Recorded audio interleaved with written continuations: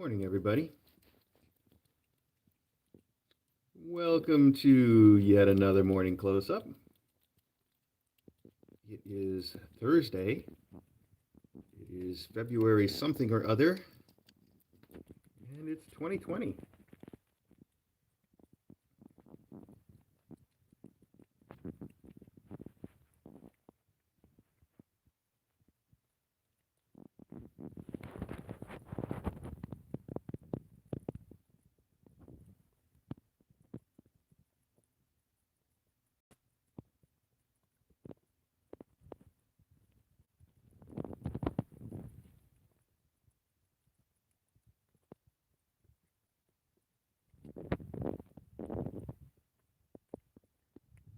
So, I wanted to start this morning with a little bit of news about Belle and her family, which is that yesterday we got a message through Dawes.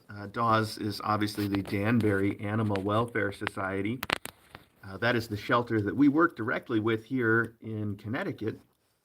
Um, and they got a message from a shelter in Georgia. The shelter, in fact, that I shouldn't even say shelter. They are a rescue organization in Georgia that rescued Belle and that rescued Tinker and Belle's family.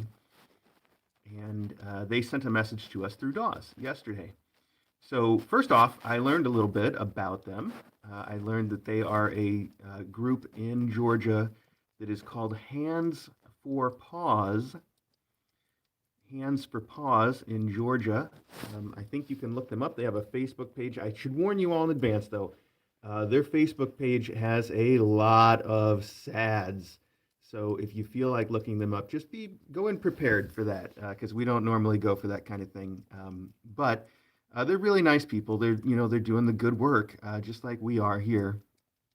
They just have slightly different circumstances, and so really be careful. Their page just made me super sad. Um, However, their people are wonderful people, and they were very nice to us, and they sent us a message, like I was saying, and the message was this: they wanted us to know that the place that they had rescued Belle and her family from, they had rescued, when they rescued Belle, they had rescued three other litters that they were told were also Belle's kids, Belle's three last litters. So Belle's had a lot of kids, that if her last three litters were still there. And they said that her last three litters were all boys, 100% boys, and that Belle's owner, the people that they had taken them from, said that Belle has only ever had boy kittens. So they wanted us to know that. They said, all we really know is the last three litters were definitely all boys. So maybe what their owner says makes sense. Of course, immediately when I shared this with everybody on Discord yesterday, the Discorders pointed out something that I should have noticed right away, which is that Tinker's not a boy. Right? We know that much. We know Tinker's not a boy. So, uh, yeah, but so it's hard to say. They really just wanted us to know, they wanted us to know that there was probably a good chance that we were right the first time and they're boys, just based on, statistics and the likelihood of this sort of thing. So that's what they were trying to communicate, and I feel like they did communicate that well. And I'll tell you, I'm just even more confused than ever. I don't know, boys, girls. In a week or so, it will become very clear, and then we'll be glad to tell you. But at this point, it's kind of anyone's guess. And every day I change. I go, maybe it's boys, and maybe it's not.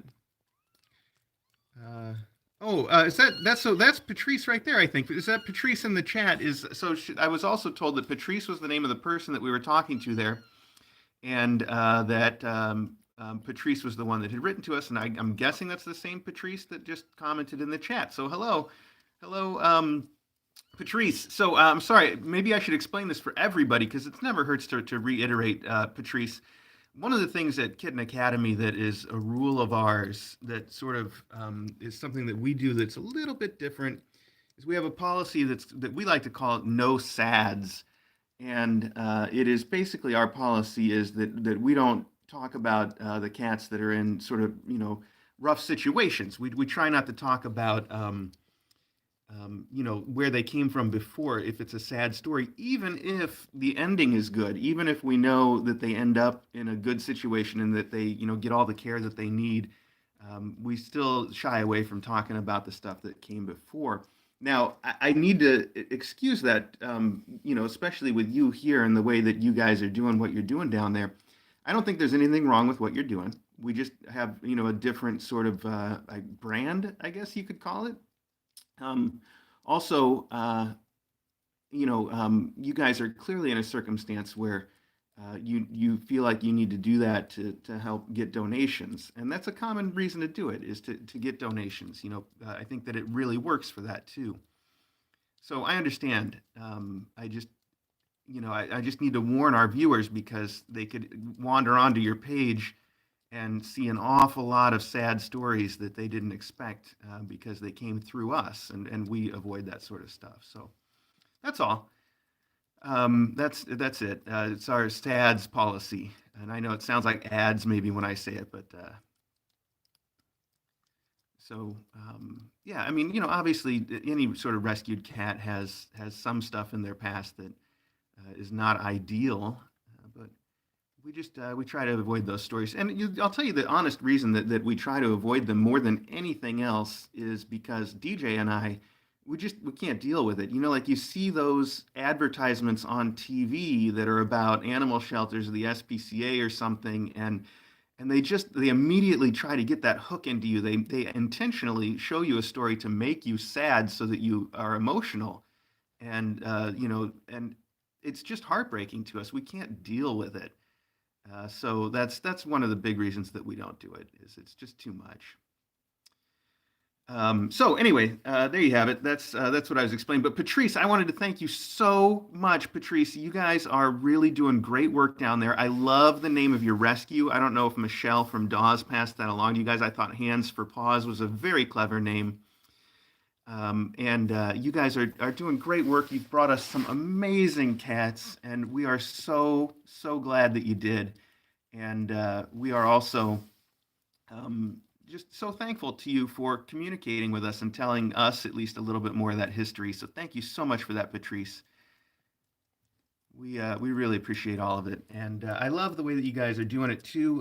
You guys, I read a little bit about you. You are not an animal shelter, but you are a group of fosters. So you don't have a building or a shelter, but all of the animals that you rescue go straight to fosters. I like that way of doing it. I think that really gives the pets the best life. So it's great. It's really great stuff, and you guys are Hands for Paws in Georgia. So thank you for that. And yeah, so just yeah, I want to reiterate though, and especially in light of some of these comments here, that if you guys look up Hands for Paws in Georgia and you go to their Facebook page, you should be definitely braced for an awful lot of sad stories, which is, that's the kind of rescue they're doing. Somebody's got to do it. It's important work. It can just be a lot to take if you're not ready for it. So, okay. Anyway, that was my news for Belle this morning. Is Belle's doing fine? Her babies are doing fine. And hey, we should weigh them together. We've been 10 minutes in. I've been talking about other stuff. Let's weigh some babies. And once again, you guys on the Discord have been so great about taking down these weights and then just pinging me with my name afterwards so that I can put them all in the spreadsheet. That's been working great. So we're going to do that again right now. Let's take let's take some weights. Let's see. We'll just go in order here. Oh, I have one more piece of news. Now, I haven't heard this. This is the opposite of what we did the other day. Okay, hang on. One thing at a time. Foghorn, 8.4. 8.4. That sounds like a good gain. 8.4 for Foghorn. Good job, buddy. Good job. Say hi to everybody. Yes, hello this morning. Okay.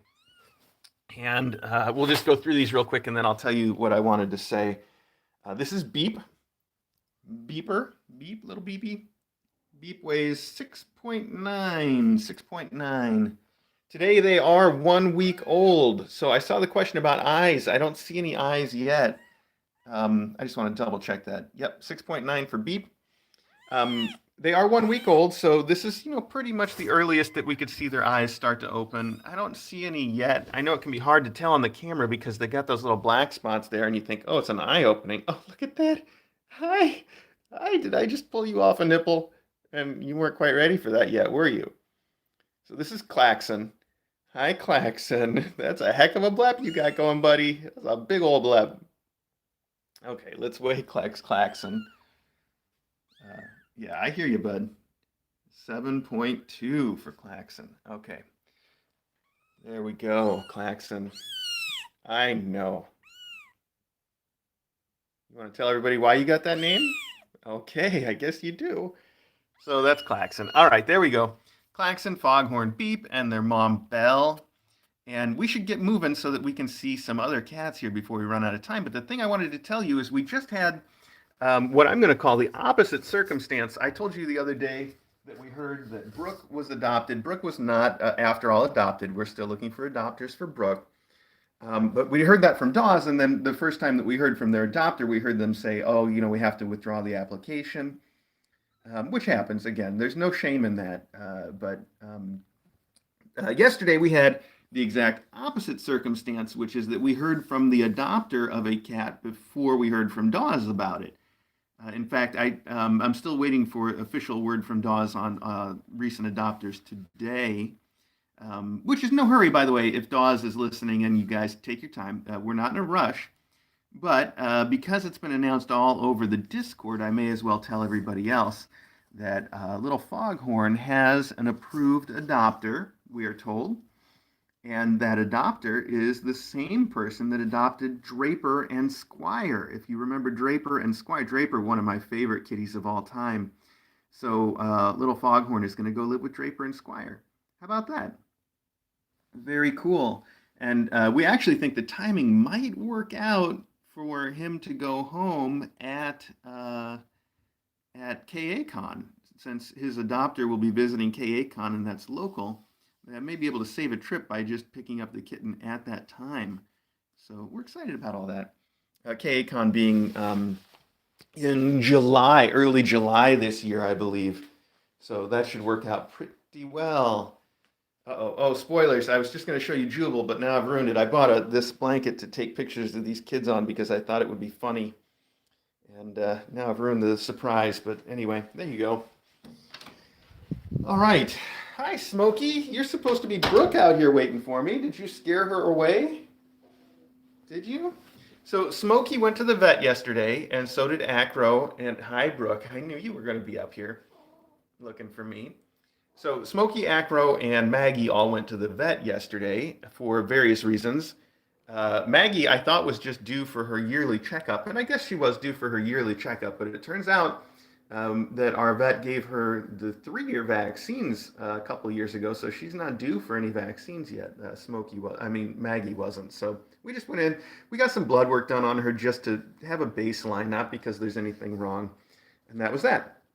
As for Acro and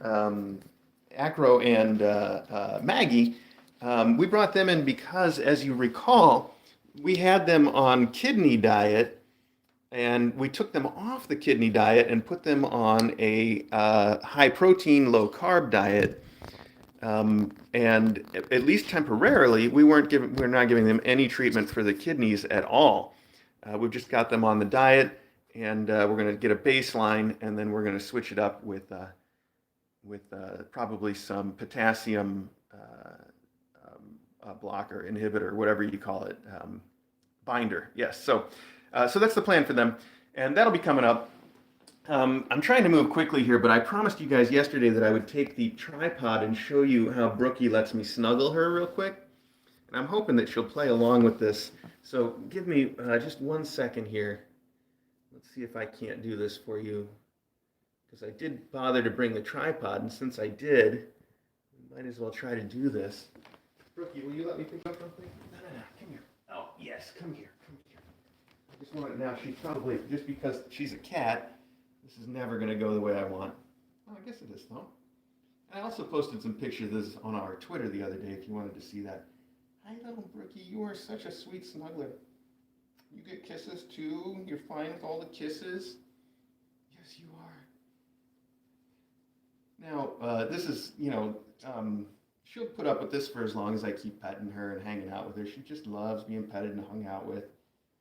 And the one thing that really gives me all the feels about this that I think is so special is that I remember when she first came into us, I could pick her up, and if I just picked her up, really, she would hiss at me at first. She was a real talker that way. Hissing was one of the ways that she just liked to communicate. She'd hiss at me, she'd hiss at the other cats, she'd hiss at her kittens, she'd hiss at nothing at all. Just to hiss, really, when she got worked up, she'd just hiss and run around. And now she's had a big turnaround since then with all the love that we've shown her. And I feel like it's been great progress for her. So there we go. I wanted to show you how snuggly and kissy she is. Okay, we'll put you down now. There you go. Okay. All right. Switch the camera. There we go. All right. So I just wanted to show you that real quick, and just what great progress she's had. So Brooke still needs an adopter, and I hope that one of you will apply to adopt her. All right, there's Smokey again having second breakfast. That's the other thing I wanted to tell you about yesterday at the vet. Oh, and there's Maggie on squirrel watch, as usual. She spends all morning watching the squirrels and the birds. The other thing I wanted to tell you, so this kidney diet thing, we switched them, like I said, to the high protein diet, and we're still waiting on the results of the blood work. That should come in today. Here's Loganberry. But while we're waiting for the results of the blood work, what we already know is that putting them on the high protein diet has really helped Smokey. Smokey, I mean, you guys have all seen how much more active and involved she is, and that's by itself pretty cool. But she's also been gaining weight, which is fantastic because that's one of the biggest challenges for old cats, and especially for old cats that have some kidney issues. Keeping their weight up is half the battle, and that is the half that we are winning. Smokey just likes to eat all day long, and she's keeping her weight up, and it's great. So for that part alone, it's fantastic. I think at this point, the only real question is, how are her kidney values and how much sort of potassium binder do we have to give her, which is what we'll find out today. So we're in real good shape there, and we're super happy about it. And I feel like our vet is really on the right track by, again, it seems like the modern wisdom on this stuff is rather than putting them on a kidney-specific food like we had done, putting them on a regular food that is just high in protein and low in carbs, just like you would for any cat, and then taking care of the potassium issue with a potassium binder instead. So at least in our case, it seems like that's really going to work out. So here's Little Monkey. Hey, buddy. He's obviously worn out. We had a lot of play this morning. There's Maggie once in. Maggie, you don't need to come in here. Really? Really with this? Oh, that's the other thing. Yes, I saw somebody mention Royal Canin mobility because one of the issues that you guys know that Smokey does have is she's got some joint issues, and we've been treating that with gabapentin. I mentioned that, but I talked to our vet yesterday, and I said, look, hi Maggie. I said the gabapentin isn't working as well as we would like. We still see her having some joint issues. What can we do? And she's going to put us on a medication that I'm sorry, I can't remember the name of, but what I can remember is that my mom has used it for her dogs and just swears it is the best thing. So I'm really excited to get her on that, but we had to order some. So it's going to take a little while for us to get Smokey started on that. So very happy about that. Okay, let's talk for just a minute about Tinker and her kids. Tinker, obviously, this is Tinker, and that is Belle's 3-year-old girl cat who is definitely the exception to the idea that Belle only has boys. Then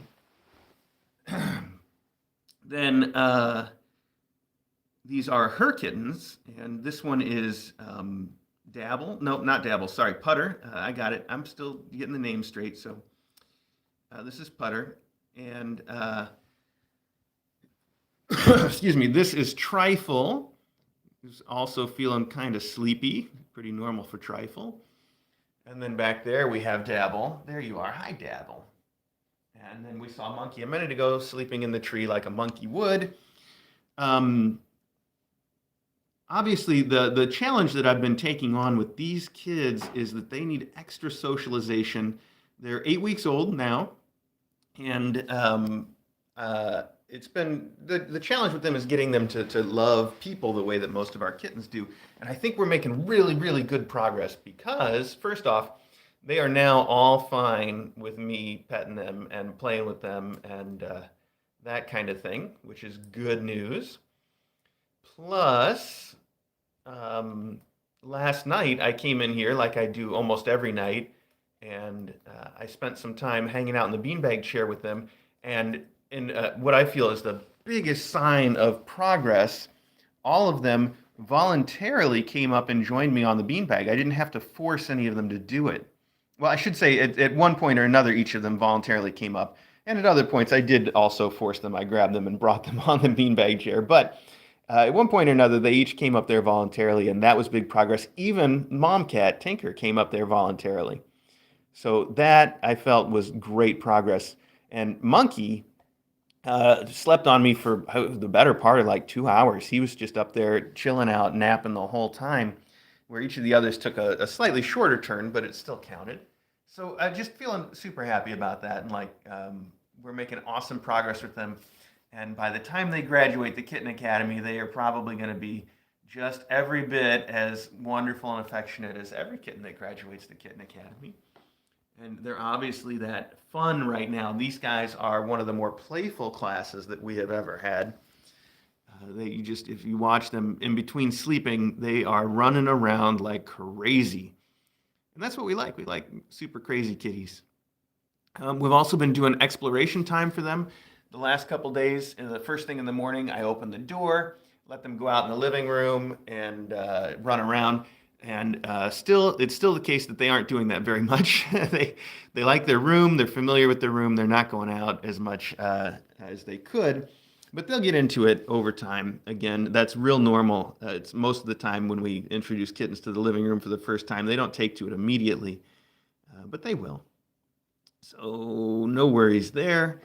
I wanted to mention. Oh gosh, what was it? There was something else about these kids that I wanted to mention. Was it about the living room, exploration time? What was it?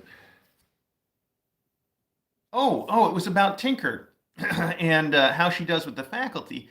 Obviously, if you guys have been watching, you see, like, for instance, right now, when Maggie just came to the door and was banging on the door and Tinker did not respond at all. We think that's pretty good news because it means she's probably fine with the faculty. And indeed, the last 2 mornings, Loganberry has jumped over the fence and wandered into her room. And she's been fine with it. She sees him and does not react. I feel like that's a real good sign, but we're obviously not, we've been burned before, so we're not going to take that as, okay, just let everybody in. We still have to really take it carefully as far as introducing the faculty to her. But I think the fact that Logan let himself in and there was no reaction is a great sign for the future of introducing her, not just to the faculty, but probably to reintroducing her to her mom, Belle. I'm excited about that happening someday too when it seems appropriate. So there you have it. Okay, we have gone on for long enough, and all of these kittens are taking naps now. I guess my droning voice has put them to sleep, just like half of our viewers, I'm sure. Thank you guys so much for tuning in, though. I really appreciate it. I appreciate the chat, and I'm sorry that once we got moving this morning, I didn't really have a chance to read anything in the chat. I want to say one more time, a big old thank you both to the Danbury Animal Welfare Society and to Hands for Paws in Georgia that helped rescue all of these kittens, and to the people that helped transport them from Georgia to us here in Connecticut. I believe that was a whole other group that unfortunately I don't know the name of. But so many thanks to everybody involved in rescuing these kitties. It takes a village. In this case, it takes a very large village. It takes a nation, I guess. Multiple states, multiple people working together, and all of that in service of getting these kittens eventually to the finest homes that they can possibly have. So thanks to everybody that's helped out with that. Finally, again, thanks to all of you for watching, joining me this morning, and talking to me before I've had enough coffee to really be completely coherent. That's the kind of dedication that I really appreciate from all of you. I know it takes a lot, but there you are. Okay. If you want to keep watching these kittens, just tune into the regular Kitten Academy live stream right here on YouTube. And if you want to see some good photos, check our website, kitten.academy. It's also where you can apply to adopt any of them. And we will see you in another close-up tomorrow. Thanks, everybody.